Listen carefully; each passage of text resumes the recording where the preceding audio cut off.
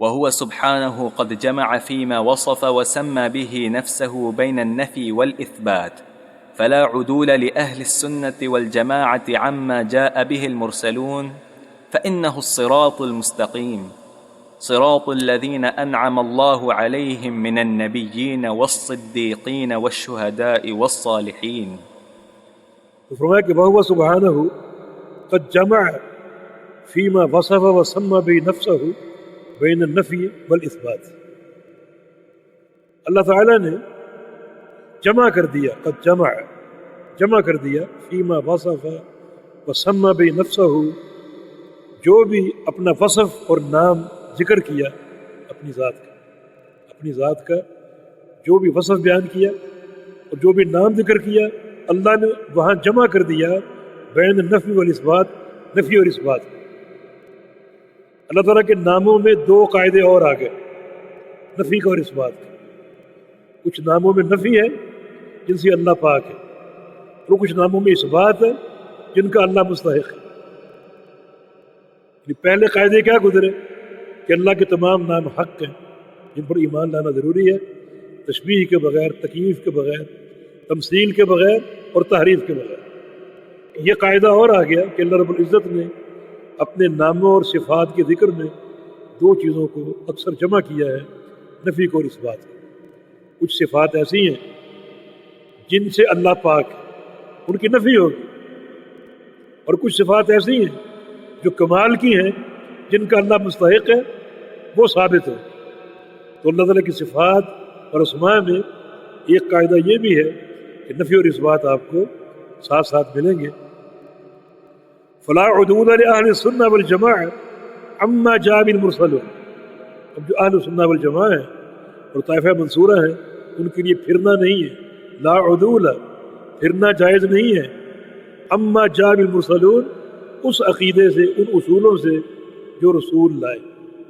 رسولوں نے جو عقیدہ بیان کر دیا اور جو قواعد بیان کر دیے، اس سے اہل السنہ والجماعہ پھر نہیں سکتے.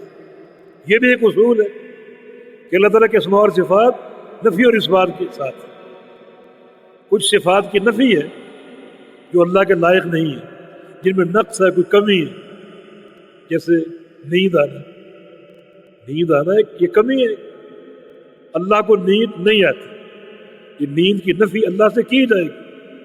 حتیٰ کہ اونگ آنا، اونگ بھی نقص کی صفت، عیب ہے، اس کی نفی کی جائے کہ اللہ کو اونگ نہیں آتی. موت ایک نقص ہے، اللہ کو موت نہیں آئے گی، اس کی نفی ضروری ہے. یہ صفات وہ ہیں جن کا تعلق نفی کے ساتھ ہے، کیونکہ یہ تمام صفات نقص ہیں جو اللہ کے شایان شان نہیں ہیں. اور پھر کچھ صفات اثبات کی، وہ حی ہے، قیوم ہے، رحمان ہے، رحیم ہے، سمیع ہے، بصیر ہے. یہ تمام کمال کی صفات ہیں جو اللہ تعالیٰ کے لیے ثابت ہے. تو اسماء و صفات میں جو ایک قانون ہے وہ یہ ہے کہ اسماء و صفات کا عقیدہ نفی و اثبات ہے، نفی اور اثبات کے ساتھ. تو اس نفی کو کوئی شخص تعطیل پر محمول نہ کرے اور اس بات کو کوئی شخص تشبیہ پر محمول نہ کرے، جیسا کہ آگے آئے گا انشاءاللہ. تو فرمایا کہ فلا عدول لأہل السنہ والجماعہ عما جاء به المرسلون، انبیاء جو بھی عقیدہ لائے اہل السنہ والجماعہ اس سے پھر نہیں سکتے، عدول اختیار نہیں کر سکتے. فإنہ الصراط المستقیم، وہی صراط مستقیم ہے. صراط الذین انعم اللہ علیہم، راستہ ان لوگوں کا جن پر اللہ نے انعام فرمایا. اور وہ کون ہے؟ وہ من النبیین، انبیاء ہیں، والصدیقین، اور صدیقین ہیں، اور شہداء ہیں، اور صالحین. لہذا جو عقیدہ انبیاء نے بیان کر دیا اس کو اختیار کرنا ضروری ہے. اس عقیدے کے اصولوں میں سے ایک اصول یہ ہے کہ وہ عقیدہ نفی و اثبات بیان ہوا ہے. وقد دخل في هذه الجملة ما وصف الله به نفسه في سورة الإخلاص التي تعدل ثلث القرآن، حيث يقول: قل هو الله أحد الله الصمد لم يلد ولم يولد ولم يكن له كفوا أحد. نعم، أحسنت، بارك الله فيك. وقد دخل في هذه الجملة، اب جو جملہ ہم نے پیچھے ذکر کیا ان قواعد کے حوالے سے، اور ایک قاعدہ نفی اور اثبات کا، اس میں داخل ہو گیا ما وصف اللہ بہ نفسہ فی سورۃ الاخلاص کہ اللہ تعالیٰ نے جو اپنا تعارف پیش کیا سورہ اخلاص میں. سورہ اخلاص قل هو اللہ احد اللہ الصمد جو آگے آ رہی. تو جو ہم نے قاعدہ ذکر کیا نفی اور اثبات کا، یہ قاعدہ سورہ اخلاص میں موجود ہے. کچھ صفات ایسی ہیں جن سے اللہ کی تنزیہ پاکیزگی اور نفی کی جائے گی، اللہ ان کے لائق نہیں ہے اور وہ اللہ کے لائق نہیں ہے. اور کچھ صفات ایسی ہیں جو اللہ تعالیٰ کے لیے ثابت کی جائیں گی. تو نفی اور اثبات دونوں کا رنگ سورہ اخلاص میں موجود ہے. آئیے پڑھتے ہیں. کفار قریش نے کہا تھا کہ اپنے رب کا نسب بیان کیجیے، اپنے رب کا نسب بیان کیجیے. اللہ تعالیٰ نے ان کے اس سوال کے جواب میں یہ سورہ نازل کی جو بڑی معتبر صورت، یعنی تعدل سورۃ القرآن آپ نے پڑھا. یہ ایک ہی سورۃ اخلاص جو ہے 1/3 قرآن کے برابر، 1/3 قرآن کے برابر.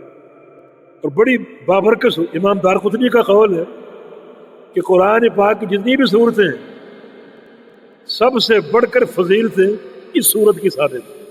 سورہ اخلاص الفاظ بہت کم ہیں مگر اس کو یعنی سب سے بڑی صورت قرار دیا گیا باعتبار موضوع کے. چنانچہ اس سورہ اخلاص میں نفی اور اثبات دونوں رنگ موجود ہیں. قل هو اللہ احد، کہہ دیجئے وہ اللہ ایک ہے. اس بات اللہ تعالیٰ کا ایک ہونا ثابت ہو رہا ہے، احدیت اس کا ایک ہونا ثابت ہو رہا ہے. یہ اس بات کہ وہ اللہ ایک ہے، یہ اس بات کا رنگ ہے. اللہ الصمد، اللہ الصمد، یہ اس بات کا رنگ ہے. الصمد کا معنی ایسا سید جو اپنی سرداری میں کامل اور پوری دنیا اس کے محتاج ہے، اور قیامت کے دن بالخصوص سارا عالم جو جمع ہوگا حشر کے میدان میں اللہ کا محتاج ہو. الصمد ایسا سردار جو اپنی سرداری میں سعودت میں کامل ہے. تفسیر عبداللہ بن عباس نے کی اور یہ بھی اس بات ہے.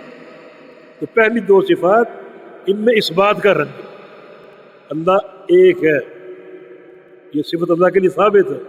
اللہ الصمد وہ ذات ایسی ذات ہے جو اپنی سرداری میں کامل ہے، کوئی نقص نہیں ہے. یہ بھی اس بات ہے.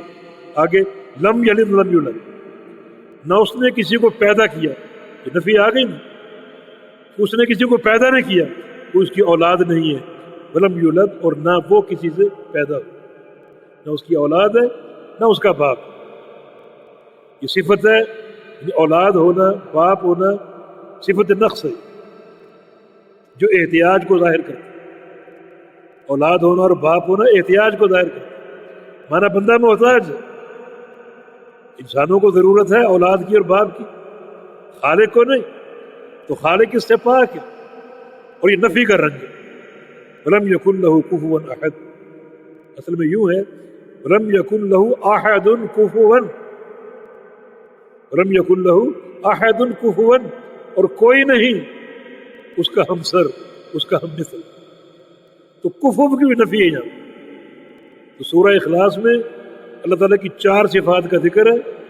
2 صفات اس بات کے رنگ میں اور 2 صفات نفی کے رنگ. تو خالق کائنات نے اپنی صفات کا تعارف کرایا ان 2 اصولوں کے ساتھ. کیا اصول ہے؟ نفی اور اثبات. نفی اور اثبات.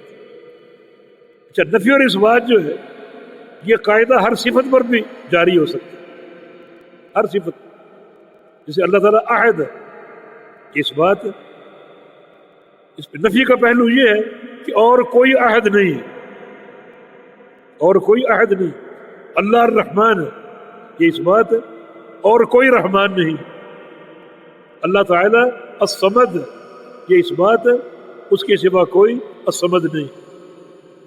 ہر صفت میں اثبات اور نفی کا رنگ موجود ہے. لیکن جو اصل قاعدہ ہے وہ یہ ہے کہ جو صفات نقص ہیں اللہ ان سے پاک ہے، ان کی نفی کرنا اللہ سے ضروری ہے. جو صفات کمال ہیں اللہ ان کا مستحق ہے. تو صفات کمال اس بات کی صفات ہے اور صفات نقص جو ہیں وہ نفی کی صفات ہے.